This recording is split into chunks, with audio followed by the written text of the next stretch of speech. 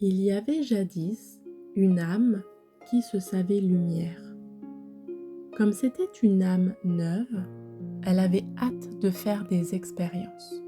« Je suis la lumière », disait-elle, « je suis la lumière ». Mais elle avait beau le savoir et le dire, cela ne remplaçait pas l'expérience de la chose. Et dans le royaume d'où émergeait cette âme, il n'y avait que de la vie. Chaque âme était grande, chaque âme était magnifique, et chaque âme luisait de l'éclat de mon imposante lumière. Alors, la petite âme en question était comme une chandelle au soleil.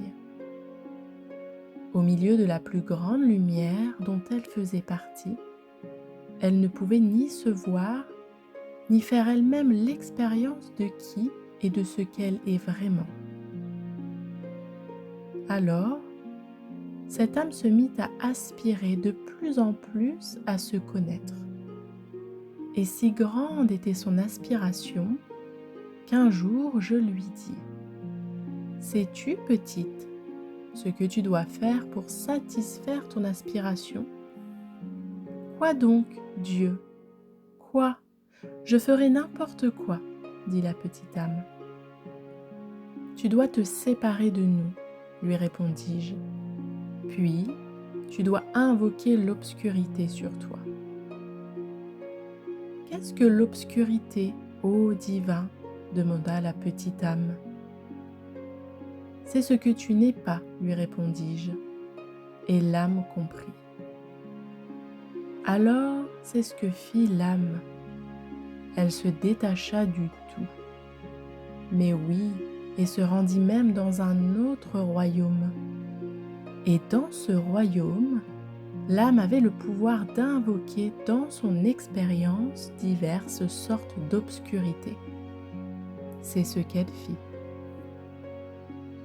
Mais au milieu de toute l'obscurité, elle s'écria : « Père, Père, pourquoi m'as-tu abandonné ?